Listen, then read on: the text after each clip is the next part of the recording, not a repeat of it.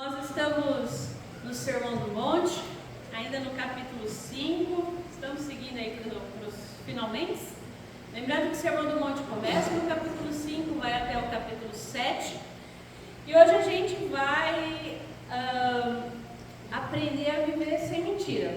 Vamos ao nosso texto? Mateus 5, de 33 a 37, diz a palavra do Senhor.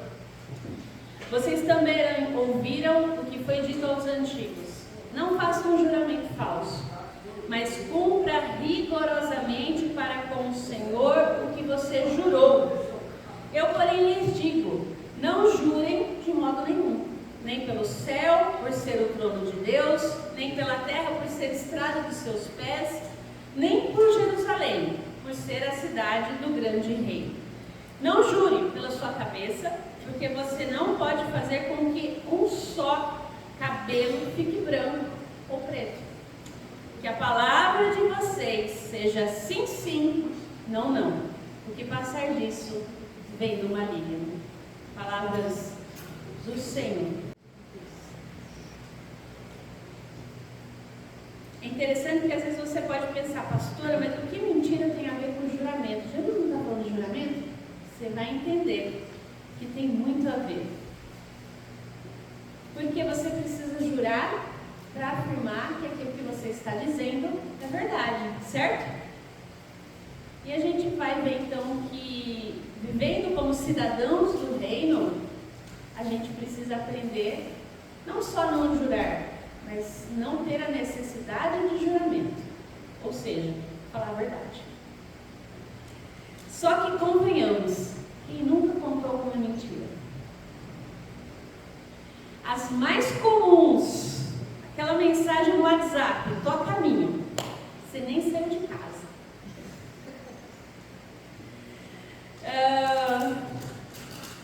Quando para no semáforo: tem uma moedinha? Não, não tem. Adorei o presente. Tem aquela clássica: eu te ligo, depois a gente se fala. Não aconteceu nada, eu tô bem. Por dentro você tá uma panela de pressão, mas tô bem. Ou aquela: não, eu respondi a mensagem. Geralmente mentalmente, né? Mas não escreveu lá. E tem aquela que todo final de semana e todo começo de ano a gente faz pra gente mesmo: segunda-feira eu começo a dieta. Segunda-feira eu tô lá na academia. E tem aquela: já eu faço. Já nunca chega, né? E tem aquelas mentiras que a gente fala que é mentira terapêutica, né? Tem um estudo conduzido pelo psicólogo Robert Feldman, que é um professor universitário de Massachusetts. Ele tem um livro que chama Quem é o Mentiroso da Sua Vida? E ele mostrou que numa conversa de 10 minutos a gente fala em média 3 mentiras. Ou seja, uma a cada 1 minuto. Tem outros estudos que afirmam que a cada 5 minutos a gente mente. E aí dá uma média de 200 mentiras por dia. Quando chega para as mães e para os pais, as coisas ficam um pouquinho pior. Porque mentir muitas vezes é sobrevivência diária. Um estudo que saiu na Veja Rio, depois você pode acessar, eu vou mandar o link no grupo para os irmãos, da Skylight, afirma que cerca de 17,5% dos pais distorcem a verdade para fazer as crianças dormirem ou gerenciar mau comportamentos. É aquelas mentirinhas, né? Na volta a gente compra. Acabou, sorvete acabou. E por aí vai. Fora outros tipos de mentira que a gente vê por aí. A revista Forbes, que é uma revista conceituada, apresentou uma pesquisa apontando que 75% dos brasileiros mentem no currículo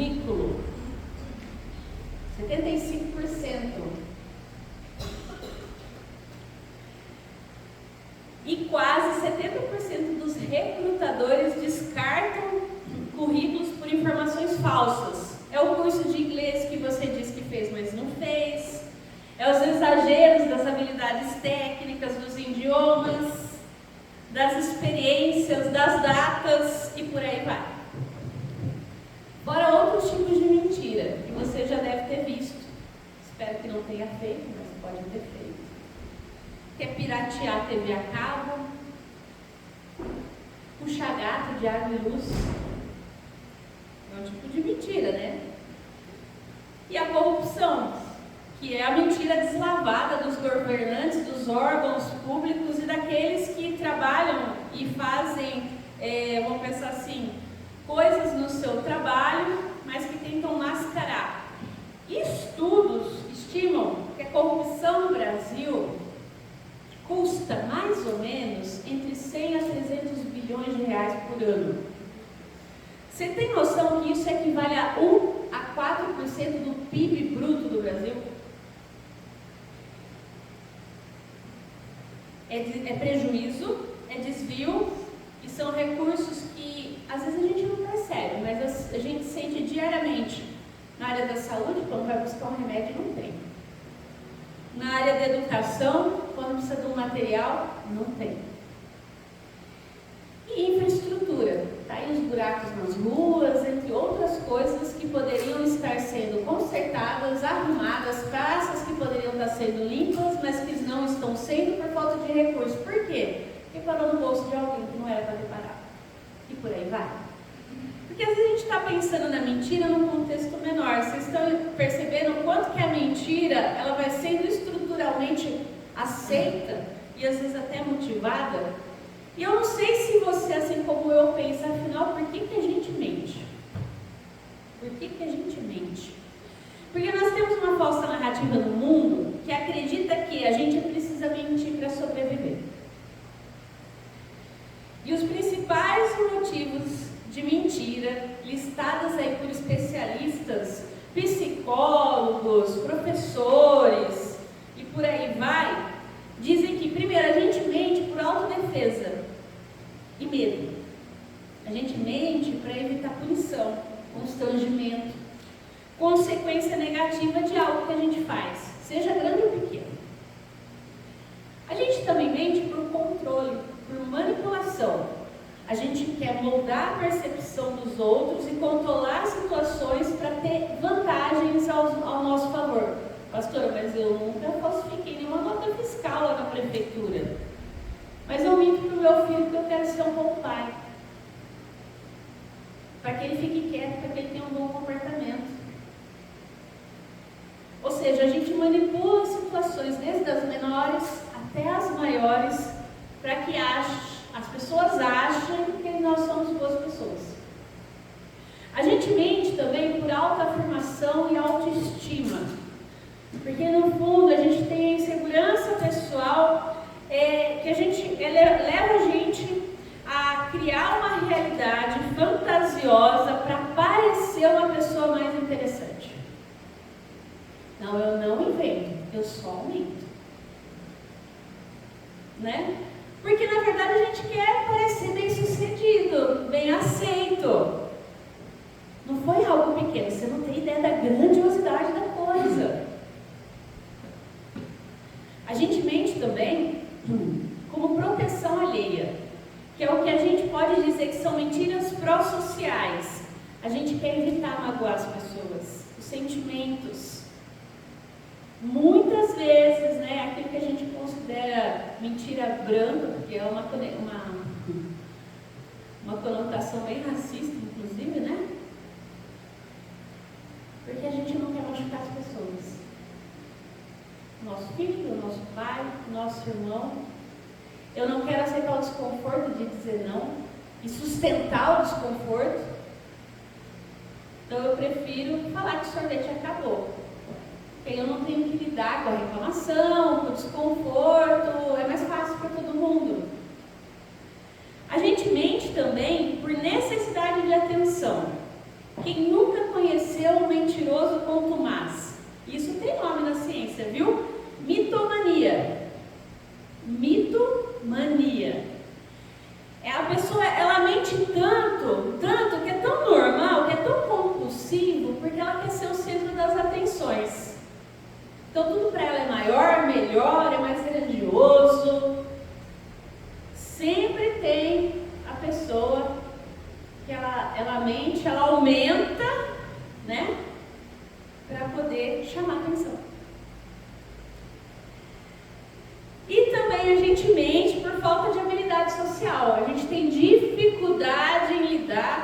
verdade nua e crua e com os conflitos que surgem disso. O nosso comportamento está enraizado nas nossas narrativas, ou seja, na forma como a gente aprende a viver nesse mundo. Às vezes nós não nos damos conta disso, mas assim, se nós somos uma nação de mentirosos, né, deve haver uma narrativa abaixo da superfície que encoraje, que aceite ou que permeie a mentira. E algumas desculpas são, né? Como eu já falei, eu não quero machucar os outros, eu quero ficar bem. No fundo, toda mentira, ela é utilitarista. Eu uso de uma narrativa, de uma falácia, por medo ou por desejo. Você percebeu que no fundo, tudo isso que eu falei, ou você tem medo, porque boa parte da mentira se baseia no medo, a gente quer evitar problema. A gente tem medo da consequência de falar a verdade, ou dos desejos. A gente mente porque quando nós julgamos que isso pode alcançar algum benefício para a gente mente. É uma situação bem complicada. Quando isso acontece, eu tenho certeza, e aqui eu falo para mim também, as mensagens, elas falam primeiro a quem prega, né? Quando a gente opera dessa forma, através do medo, do desejo, da autodefesa, do controle, da proteção alheia, da necessidade de atenção, a gente está operando fora do reino de Deus. E aí a gente precisa jurar as coisas para poder ser validado. A gente age com as nossas próprias forças, e as nossas próprias forças nos levam a mentir. Por causa de tudo isso aqui que eu já falei. E muitas vezes, como funciona, a gente repete. E aí a gente acaba interiorizando isso no nosso coração. Mas como nós estamos dispostos a viver como cidadãos do reino, a gente precisa olhar para a narrativa de Jesus sobre a mentira, para saber quando a gente mente. Pedir que o Espírito Santo nos alerte sobre a mentira. Então, Jesus disse que mesmo que a gente ganhe o mundo inteiro, se a gente perder a nossa alma, a gente vai ter perdido o que de fato é mais importante. Então a gente chega ao que o mestre diz aqui no Sermão do Monte. Jurar é assumir um compromisso verbal de que a gente está dizendo a verdade. Jesus aqui faz uma distinção entre o que pode ser considerado pelo mundo como um comportamento justo e um comportamento esperado daqueles que vivem no reino.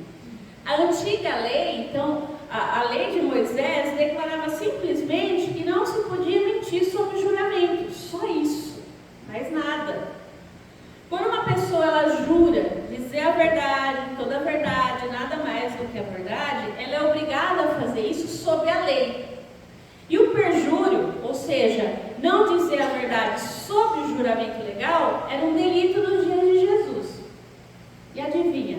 Ainda é hoje. O perjúrio é considerado um crime no Brasil, tipificado como falso testemunho ou falsa perícia no artigo 342 do Código Penal brasileiro. A lei pune quem mente, nega ou cala a verdade como testemunha, perito ou tradutor em processos. Sabe qual é a pena? De 2 a 4 anos de reclusão ou multa. E muitas vezes é multa, ou seja, além de ficar preso, tem que pagar uma multa. Então, olhando por essa perspectiva, dizer a verdade é essencial para que a gente faça justiça como sociedade. É por isso que a autoridade judicial insiste tanto que se diga a verdade. Para que a gente possa ter uma sociedade bem-sucedida, para que a gente possa confiar nas pessoas, para que elas digam a verdade de forma espontânea, para que realmente a gente possa viver bem. E nos dias de Jesus, o juramento acontecia também diante de uma corte judicial, nas transações comerciais e até mesmo na comunicação cotidiana. Ao vender uma vaca, vamos para os dias de Jesus, o vendedor geralmente jurava por Deus, pela sua própria vida, por Jerusalém, que ele estava entregando aquele animal nas melhores condições. E o ensinamento de Jesus aqui é bem claro, a gente não precisa jurar de modo nenhum. Quem nunca ouviu? Não, estou te falando, juro por Deus. Nem por Deus, nem pelos céus, nem pela própria vida, nem pelo Jerusalém. É isso que Jesus diz, porque se a sua palavra é sim, sim, ela é sim. Se ela é não, não, ela é não. Você não precisa do juramento. Então, Jesus ele continua aqui a dirigir-se ao coração daqueles que o escutam, porque é do coração que procede também a mentira, a necessidade de tudo aquilo que a gente trouxe aqui à tona. Então, você pode falar mentira e não ser confiável, mas se mentir sobre o juramento, vai ser considerado culpado, certo? Jesus, como sempre, ele está indo além das leis do seu tempo. Ele está mostrando como ser um novo tipo de pessoa, a ter um novo tipo de caráter. Ele está dizendo, sobre o juramento ou não, aqueles que vivem no reino de Deus podem e devem sempre dizer a verdade. Ele está indo além do aspecto da lei. Jesus está declarando que no reino nós somos obrigados a falar a verdade em toda e qualquer situação, porque o reino não funciona na base do engano. E viver no reino de Deus pode ser a cura para a mentira na nossa vida. Pode e provavelmente é, porque a mentira é uma declaração falsa feita de maneira consciente com o intuito de enganar. O Aurélio que disse isso. Ok. Então a mentira ela não reside propriamente na falta de correção do que a pessoa diz, mas no propósito do seu coração. Por que a gente precisa dizer coisas de forma consciente que não são a declaração daquilo que de fato acontece? Porque o nosso coração nos direciona a tudo aquilo. A controle, a autoafirmação, a autoestima, a necessidade de atenção, a falta de habilidade social, o auto-engano, ao medo, ao desejo de ter alguma coisa. E aí a gente entra numa questão teológica pura e simples. Por quê? Porque a palavra nos diz que Deus é verdade, que Ele não mente. Está lá em Tito 1:2. E aqueles que seguem a Deus precisam andar e falar o quê? A verdade. O Espírito de Deus não somente nos guia à verdade, mas Ele é a verdade. Então as pessoas do reino andam no Espírito, assim a gente precisa andar na verdade. Então, o apóstolo João, ele vai louvar os companheiros cristãos por agirem assim. Terceira carta de Pedro, no capítulo 1, de 1 a 3, diz: porque muito me alegrarei quando os meus irmãos vierem a testificarem a tua verdade, como tu andas na verdade. E Paulo, também em Efésios, ele encoraja os irmãos sobre os seus cuidados a sempre dizer a verdade. Ele fala, pelo que deixai a mentira e falar a verdade, cada um ao seu próximo, pois somos membros uns dos outros. E aqui esse é o ponto de partida para nós como discípulos de Jesus. Nós começamos a abandonar a mentira. Nós passamos a falar a verdade, porque nós somos membros de um mesmo corpo. Porque mentir para o outro significa mentir para si mesmo. Porque nós somos um corpo em Cristo. Cristo habita na gente, Cristo habita no outro. Já diria o poeta que mentir para si mesmo é sempre a pior mentira. Pessoas que habitam no reino de Deus começam a perceber que a mentira faz cada vez menos parte da sua vida. E eu espero que isso seja uma realidade para você. E a gente vai viver muito nessa luta interna para aprender a viver sem a mentira. Não é algo que a gente vai aprender do dia para a noite. É algo que a gente vai identificando na nossa forma de viver, na maneira de viver, nas coisas que vão acontecendo. Porque aí você vai mentir. Porque o pecado que habita em nós, aquele pecado que é original, ele faz a gente fazer isso com naturalidade. Ah não, eu não minto. Aquele que diz que não peca já pecou, né? Às vezes meia verdade também é mentira. E eu espero que o Espírito Santo incomode você, porque às vezes me incomoda. Às vezes a gente fala umas coisas que na hora que termina de falar vem na mente: você é uma mentirosa, hein? Você sabe que não foi assim. Não foi bem assim não, hein? O Espírito Santo nos incomode dessa forma mesmo. Que a mentira cause no nosso coração desconforto, embaraço. Não porque o outro nos pegou mentindo, mas porque a gente sabe que diante de Deus a gente está mentindo. Qual é o motivo do nosso coração para mentir? Talvez naquela conversa, para identificação, por questão social, por medo, não sei. Que a gente possa, ao viver no reino, realmente ter essa identidade. Porque hoje, infelizmente, o evangélico é conhecido como mentiroso. Porque quando a gente diz uma coisa, mas faz outra, o que é isso? Se não uma vida de mentira. Isso é muito sério, porque a gente precisa entender que a nossa identidade em Cristo deve nos ajudar na área da mentira. Paulo disse: não mintais uns aos outros, pois que já vos despistes do velho homem com seus feitos. Em Colossenses 3:9. Uma vez que Jesus habita em nós, Ele se alegra em nós, nós lutamos para pôr fim no engano na nossa vida. E talvez a gente precise começar a parar de mentir para a gente mesmo primeiro. De que tudo está bem quando não está. De falar que gostou do presente quando não gostou. Mas pastora, aí você concorda que a gente vai criar um problema bem grande, né? Porque se a gente também sair falando a verdade de qualquer jeito, não sei se as pessoas vão gostar da gente. E aí tem um princípio bíblico que é muito importante. É falar a verdade em amor. A gente tem que pedir a Deus o discernimento, a sabedoria para dizer toda e qualquer verdade em amor.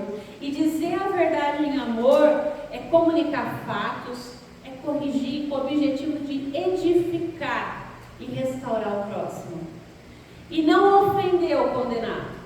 Porque também tem gente que eu sou muito sincero, é paulada para cá, é paulada para lá, a pessoa ela acaba sendo tão grossa com essa coisa de eu sou verdadeiro. E na verdade ela quer ter razão. Ela gosta de bater.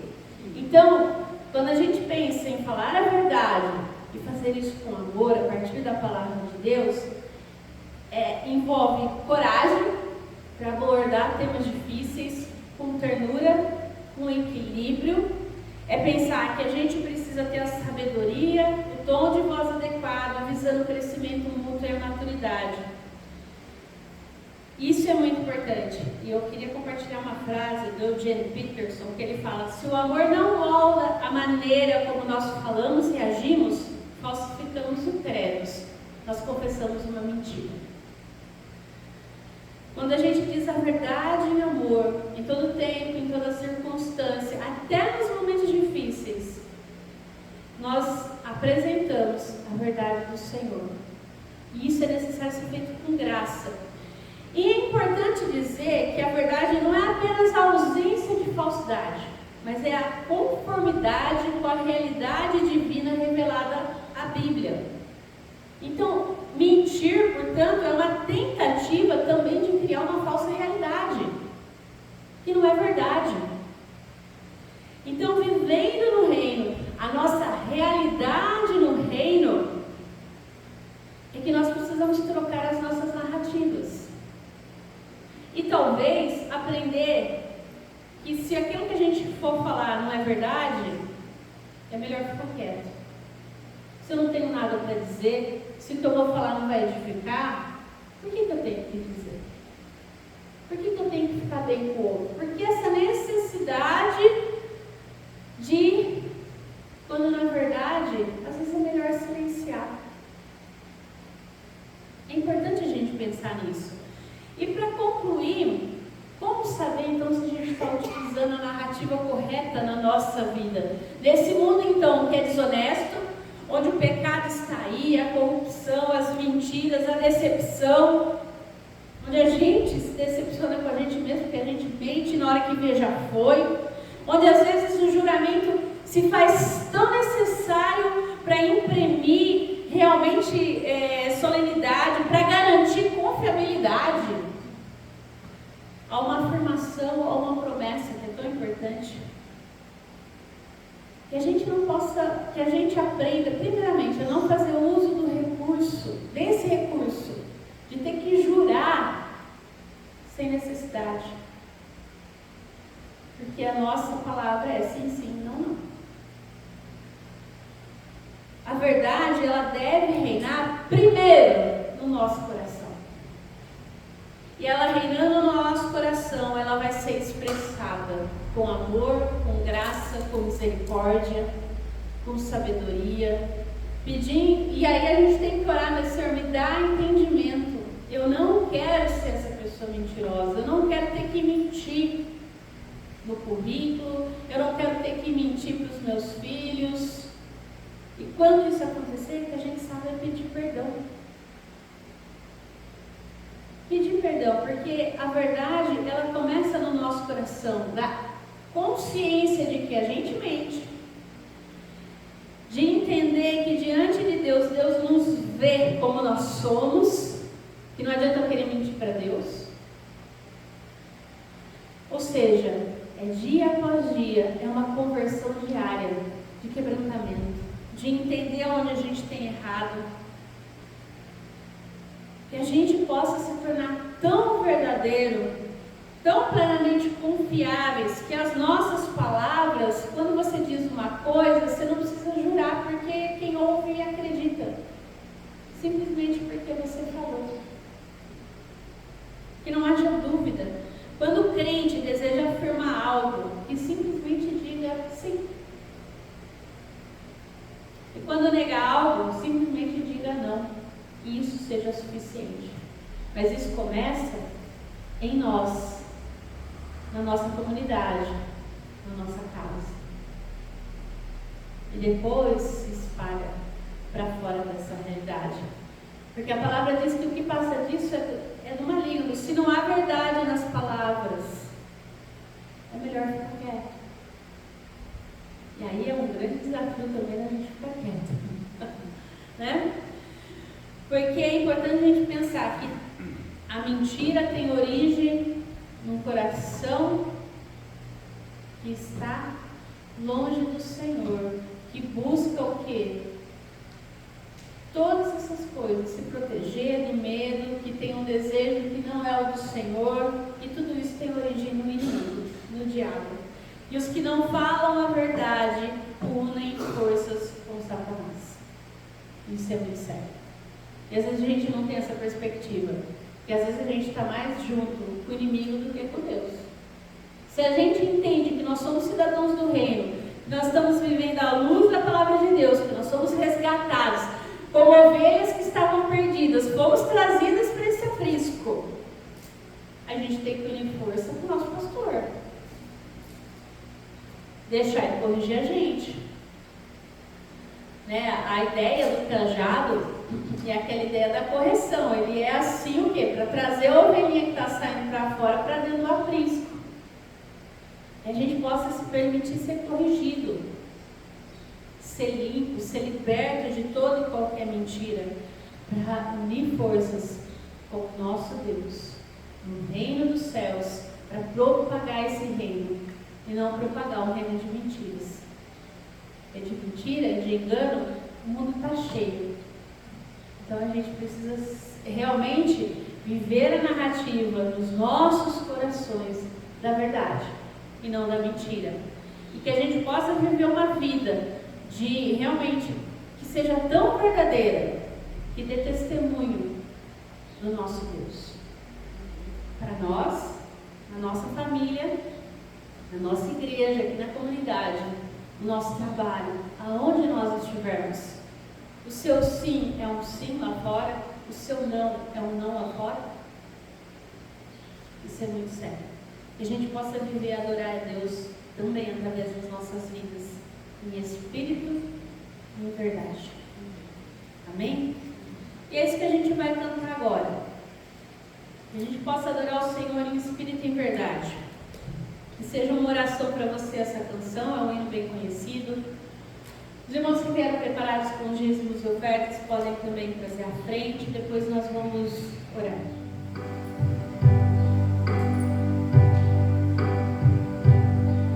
Em espírito, em verdade, te adoramos, te adoramos. Em espírito, em verdade, te adoramos, te adoramos.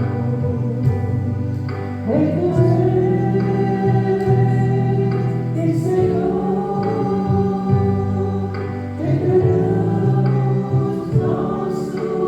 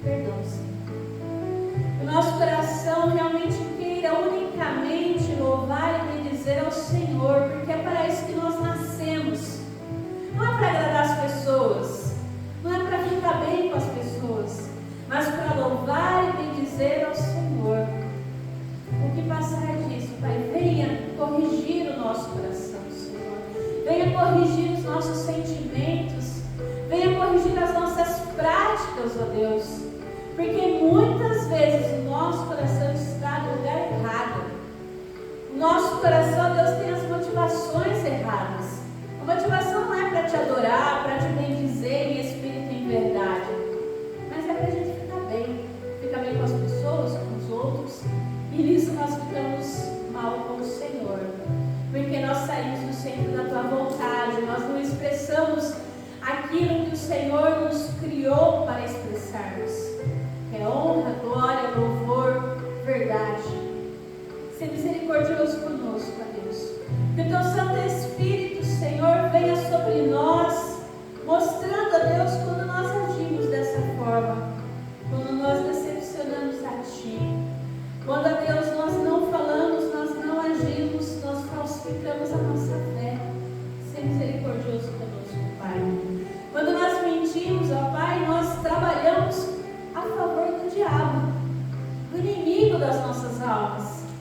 Ser misericordioso conosco, Pai. Nós somos gratos porque a Tua palavra diz que Satanás não vai ter poder sobre a Tua igreja. Que nós possamos, ó Deus, com essa verdade posta, viver as nossas vidas em verdade, em amor, ó Deus. Nos dê sabedoria, nos dê discernimento, nos dê entendimento para falarmos o que precisa ser dito com afeto, com carinho, para que a gente possa corrigir o que precisa ser corrigido, como o Senhor faria conosco. Nos direciona, Senhor. Prova, Pai, os nossos caminhos. Prova as nossas intenções, ó Deus. Dirige-nos, nós pedimos, ó Pai, em nome de Jesus, para que a gente não precise ficar jurando. Que o nosso sim seja sim, que o nosso não seja não.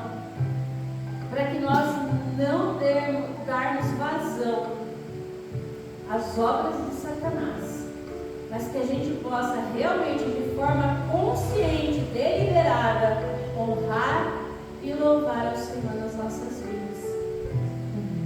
Obrigada, Pai, porque é na certeza do Teu perdão, do Teu cuidado, que nós nos achegamos a Ti nessa hora também e pedimos para aqueles que precisam, pedimos para aqueles que estão doentes, por aqueles, ó Deus, que têm passado dificuldades financeiras, por aqueles que têm sido vítimas, ó Deus, das mentiras desse mundo. Ser misericordioso. Que nós possamos, ó Deus, com o nosso coração nessa hora, estarmos firmes no Senhor. Abençoa a semana de cada irmão, de cada família aqui representada, Senhor, para que no cotidiano, no dia a dia, nós possamos ser proclamadores da verdade. Sustenta-nos, ó Deus, como nós precisamos do Senhor, porque sem o Senhor nós nada podemos fazer. Seja com cada irmão, com cada irmã aqui nessa hora, fortalecendo a sua fé, sustentando, Senhor, tudo aquilo que cada um fizer ao longo dessa semana. Nós oramos a Ti, certo do Teu amor e do Teu cuidado. E entregamos a Ti aquilo que nós não verbalizamos, através da oração que o Seu Filho Jesus nos ensinou, dizendo juntos: Pai nosso, que estais nos céus, santificado seja o Teu nome. Venha o Teu reino, seja feita a Tua vontade, assim na terra como nos céus. O pão nosso de cada dia nos dai hoje. Perdoa as nossas dívidas, assim como nós perdoamos aos nossos devedores. E não nos deixes cair em tentação, mas livra-nos do mal, pois Teu é o reino, o poder e a glória